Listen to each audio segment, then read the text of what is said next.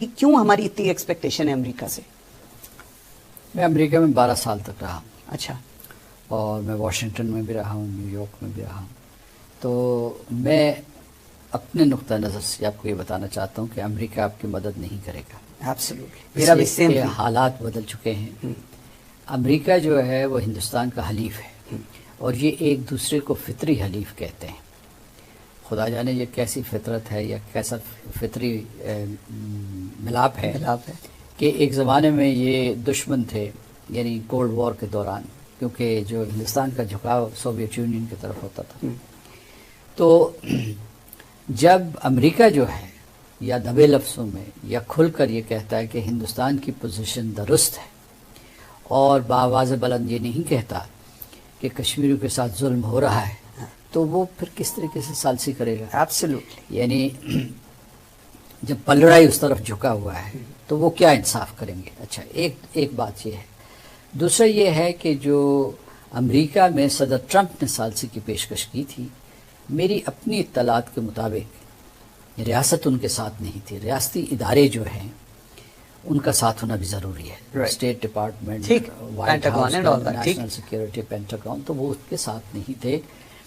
صدر ٹرمپ جو ہے ان کو یہ اعتماد ہے کہ وہ بہت بڑے ڈیل میکر ہیں, کیونکہ وہ بزنس مین ہیں. تو وہ سمجھتے ہیں کہ دو ریاستوں کے درمیان بھی صلح کروائی جا سکتی ہے.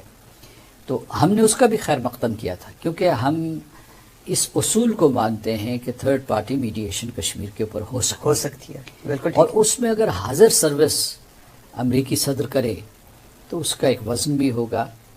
لیکن کیا وہ غیر جانبدار رہ سکیں گے؟ ایک طرف ان کا ایلائی ہے, ایک طرف ہمارے ساتھ ان کے تعلقات ابھی بہتر ہوئے افغانستان کی وجہ سے, لیکن وہ ٹرانزیکشنل ہے. کل اگر افغانستان کا مسئلہ حل ہو جاتا ہے تو اس کے بعد جو ہے کیا یہ صورتحال رہے گی یا نہیں رہے گی؟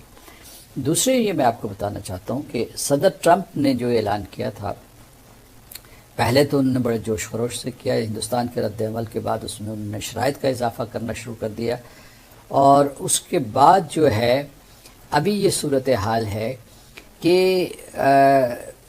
ایک تو وہ ہمارے شک و شبہ کہ جناب وہ کشمیریوں کے حق میں نہیں ہوگا, وہ کشمیر کی تو بات ہی نہیں کرتے. وہ کہتے ہیں ہندوستان اور پاکستان کے درمیان اختلافات ہیں, ان کو دور کرنا ہے. یہی چیز بیکاز ایک ہوتی ہے, میرا اکثر یہ ہوتا ہے, does you mean it, does Donald Trump actually mean it? Because جو ان کی اسٹیٹمنٹس پہلے آئیں, اٹ فیلز لائک کہ اسٹیٹمنٹ کی حد تک انہوں نے کہا, پاکستان نے خیر مقدم کیا, نریندر مودی نے بالکل ڈکلائن کر دیا اس چیز کو. جی. اور دوسرے یہ ہے کہ میں سمجھتا ہوں کہ آج تک مسئلہ کشمیر کے حل ہونے میں سب سے بڑی رکاوٹ ہندوستان ہے. دوسری بڑی رکاوٹ یہ ہے کہ ایک اقوام متحدہ نے فیصلہ کر لیا تھا کہ جناب رائے شماری کروائیں, اقوام متحدہ کی زیر نگرانی کروائیں. بڑا اچھا فیصلہ تھا, کشمیریوں نے اس کا خیر مقدم کیا. پاکستان جو ہے وہ تیاریاں کر رہا تھا, ہندوستان جو ہے اس کے راستے میں کھڑا ہو گیا, اور اس نے جو ہے کہانی گھڑی کہ جی کشمیر میں جو انہوں نے الیکشنز کروائے ہیں اس کے ذریعے وہ ہندوستان کے ساتھ مل گئے.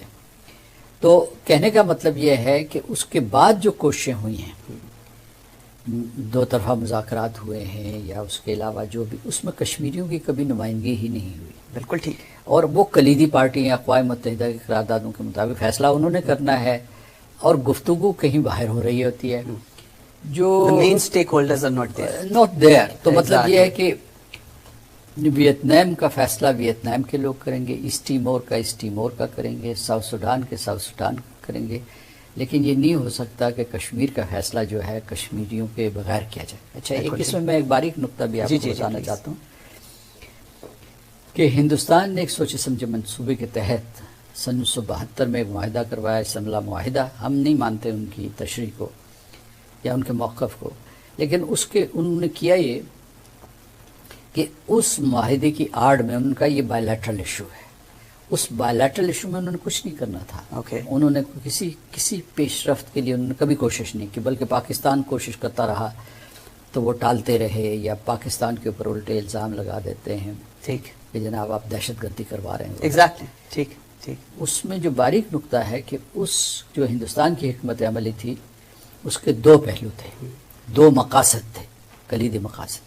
ایک مذاکراتی عمل سے یا جو پیس پروسیس ہے اس سے کشمیریوں کو خارج کر دو، یعنی ٹھیک. ان سے پوچھا ہی نہیں، اور دوسرا اقوام متحدہ کو دور رکھو. اوکے اوکے تو اس میں بڑی حد تک کامیاب رہیں. پاکستان نے دوبارہ کوشش کر کے جو ہے اسے سلامتی کونسل کے ایجنڈے پہ زندہ کیا ہے اس مسئلے کو. اور اچھا، میرے تجزیے سے آپ کہیں یہ پیغام نہ لیں کہ خدا نخواستہ کوئی مایوسی ہے یا کوئی ناکامی ہے. میں سمجھتا ہوں کہ کوئی کسی قسم کی ناکامی نہیں ہے.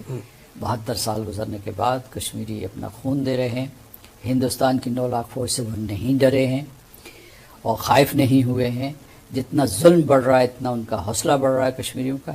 اور دوسرے یہ میں آپ کو بات بتاؤں کہ پاکستان بھی اپنے موقف پہ ویسے ہی کھڑا ہے جیسے 1947 میں کھڑا تھا. ٹھیک. کوئی مایوسی کی بات نہیں ہے. ہندوستان جو ہے، آپ نے خود جو کہا کہ کیا جو اس قسم کے وحشیانہ دہشت گردی کے جو اس نے اقدامات کیے ہیں اور اس طریقے سے اب کشمیر کو نوآبادی بنانے کی کوشش کر رہا ہے، اس سے ہو سکتا ہے کہ ہندوستان کا خود شیرازہ بکھر جائے. اچھا سر، پوسٹ